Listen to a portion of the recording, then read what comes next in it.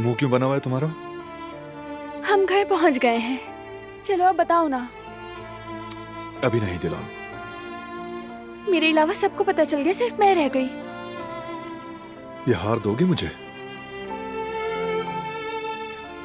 इसका क्या करोगे? तुम्हें एक खूबसूरत सरप्राइज दूंगा। मेरी बीवी का इंतजार कुछ खास होना चाहिए, है ना? कैसा सरप्राइज?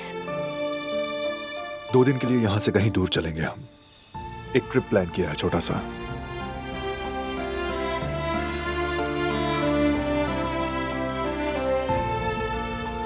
बहुत अच्छा ख्याल है तुम्हारा। तब तो तुम वाकई एक जबरदस्त कॉफी के हकदार हो, माय डियर हस्बैंड। जहमत तो नहीं होगी? नहीं, बिल्कुल नहीं।